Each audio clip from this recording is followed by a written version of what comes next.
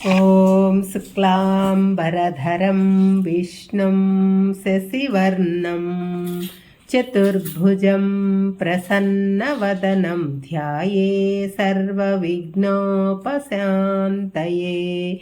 ॐ श्रीकृष्णपरब्रह्मणे नमः। श्रीमद्भगवद्गीता अथ पञ्चदशोऽध्यायः पुरुषोत्तमप्राप्तियोगः। 8వ శ్లోకం। శరీరం యదవాప్నోతి యచ్చాప్యుత్క్రామతీశ్వరః గృహీత్వైతాని సంయాతి వాయుర్గంధాని వాసయాత్. ఇంద్రియములతో కూడిన ఈ దేహములో నుంచి పరమాత్మ యొక్క ప్రతిబింబ కాంతి తొలగిపోయినప్పుడు ఈ శరీరం మరణిస్తుంది. అప్పుడు పుష్పముల మీద నుంచి వీచే గాలి ఆ పుష్పముల యొక్క వాసనలను తనలో ఎలా మోసుకొని పోతుందో అలాగే మనోబుద్ధి అహంకారాలతో కూడిన సూక్ష్మ శరీరం అప్పటి వరకు స్థూల శరీరంలో తాను అనుభవించిన వాసనలను తనతో కూడా గ్రహించి బయటకు వస్తుంది. ఈ శ్లోకంలో పరమాత్మ ఒక కొత్త విషయాన్ని చెప్పారు. దేహంలో ఉన్న జీవాత్మ దేహము కాలపరిమితి దాటగానే ఆ దేహమును విడిచిపెట్టి దేహములో నుంచి బయటికి వస్తాడు. దానినే మనం మరణము అంటారు. ఆ సమయంలో ఏం జరుగుతుందో వివరిస్తున్నారు కృష్ణుల వారు.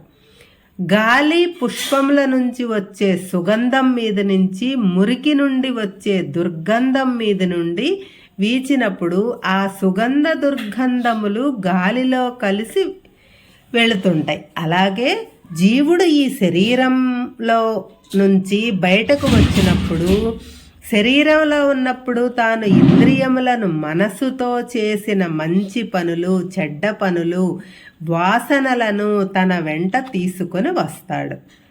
ఆ వాసనలతో పాటు మరొక శరీరంలో ప్రవేశిస్తాడు. దీని వలన మనం ఈ క్రింది విషయాలను గ్రహించాలి. జీవాత్మ పరమాత్మ ఒకటే, వేరు కాదు. జీవాత్మ శరీరము వేరు, ఒకటి కాదు. జీవాత్మ శరీరమును వదిలిపెట్టేటప్పుడు తాను ఈ శరీరంలో ఉన్నప్పుడు మనస్సుతో ఇంద్రియములతో చేసిన పనుల వాసనలను తనలో తీసుకుని వెళతాడు. వాటితో పాటు కొత్త దేహంలో ప్రవేశిస్తాడు. నేను వేరు ఈ శరీరం వేరు అని తెలుసుకున్నవాడు శరీరము మనస్సు కలిగే వికారాలకు లోను కాడు, నిర్మలంగా ఉంటాడు. తాను ఈ శరీరం కాడు, పరమాత్మ స్వరూపుడు అని తెలుసుకుంటాడు. అహం బ్రహ్మాస్మి అనే భావనలో ఉంటాడు. జీవుడు ఈ శరీరాన్ని వదిలేటప్పుడు తనతో పాటు సూక్ష్మమైన ఇంద్రియముల యొక్క లక్షణములను కర్మల యొక్క వాసనలను తనతో తీసుకుని వెళతాడు.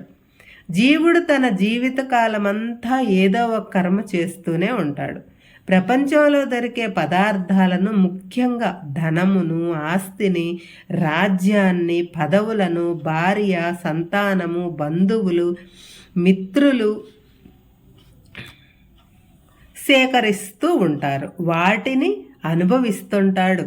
దీనితోనే అతను జీవితం గడిచిపోతుంది. కానీ వివేకి కూడా మరణించేటప్పుడు ఏవి మరణించేటప్పుడు అతని వెంట రావు. ఆ విషయం అతనికి తెలుసు, కానీ తెలియనట్టే ఉంటాడు. అదే అజ్ఞానము. జీవుని వెంట వచ్చేయి రెండు. ఒకటి సూక్ష్మ శరీరము, 2 ఆ సూక్ష్మ శరీరానికి అంటుకొని ఉన్న అతని కర్మల వాసనలు. ఈ వాసనలు సంస్కారములు శుద్ధంగా ఉంటే మంచి జన్మ వస్తుంది. ఈ వాసనలు అపరిశుద్ధంగా ఉంటే నీచ జన్మ లభిస్తుంది. మనం మరు జన్మ ఏది పొందాలో అది మన చేతిలోనే ఉంది అని పరమాత్మ స్పష్టం చేస్తున్నాడు. మనసు, ఇంద్రియాలు సూక్ష్మతత్వాలు తప్ప మనతో పాటు గడ్డి పరక కూడా రాదు. బంధువులు, మిత్రులు, భార్యాబిడ్డలు శ్మశానం దాకా వస్తారు. ధనము, ఆస్తులు ఏవి వెంటరావు. అవి అతని మరణాన్ని ఆపలేవు, అతనికి మంచి జన్మ ఇవ్వలేవు. కేవలం మనస్సు, ఇంద్రియతత్వములు, వాటితో చేసిన మంచి కర్మల వాసనలే అతని మరు జన్మను నిర్ణయిస్తాయి. ఈ విషయాన్ని సులభంగా అర్థం కావటానికి ఒక ఉదాహరణ కూడా చెప్పారు పరమాత్మ. వాయువు అంతటా వీస్తూ ఉంటుంది. ఆ వాయువులో పూల మీద నుంచి వచ్చే మంచి వాసనలు, మలిన పదార్థముల నుంచి వచ్చే చెడు వాసనలు చేరుతూ ఉంటాయి. ఆ వాసనల ప్రభావం వాయువుకు అంటదు.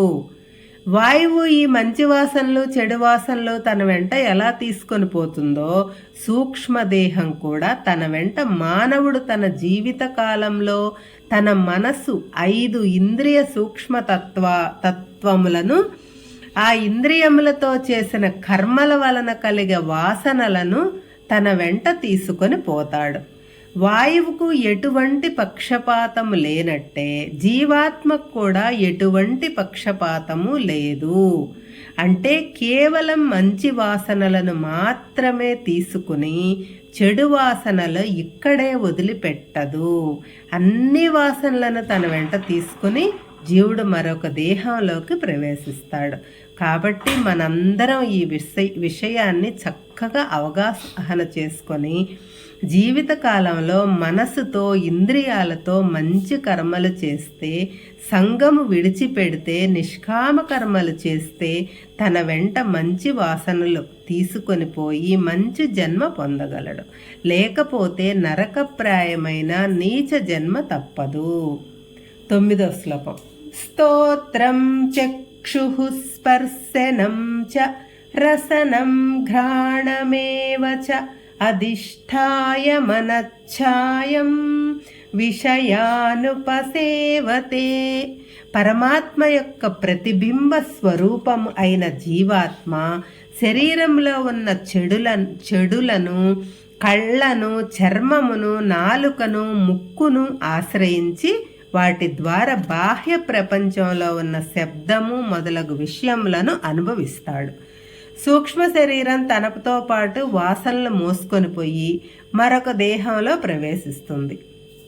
అక్కడ కూడా పంచేంద్రియ, మనోబుద్ధి, అహంకారాలు వాటి స్థానాలలో చేరుకుంటాయి. క్రమక్రమేణా ఆ దేహంలో పాతుకొని పోతాయి. పూర్వజన్మ వాసనలను అనుగుణంగా పూర్వ శరీరంలో మాదిరి విషయ సుఖాలను అనుభవిస్తుంటాయి. కంటితో మంచి విషయాలు, చెడు విషయాలు చూస్తాం. అలాగే స్పర్శతోనూ మంచి వాటిని, తాకకూడని వాటిని కూడా తాకుతాం. నాలుకతో నానా రకాల పదార్థములను, పానీయాలను తింటాడు, తాగుతాడు. ముక్కుతో మంచి వాసనలు, చెడు వాసనలు అన్నీ అనుభవిస్తాడు. పై విషయాలన్నీ మనస్సు చెబితే చేస్తాడు. ఆ మనస్సు అహంకారంతో కలిసి ఈ పనులు చేయిస్తుంది. ఇవన్నీ జీవుడు సాక్షిభూతంగా చేస్తుంటాడు, అనుభవిస్తుంటాడు. ఈ ప్రకారంగా జీవన చక్రం తిరుగుతూ ఉంటుంది. హరే కృష్ణ.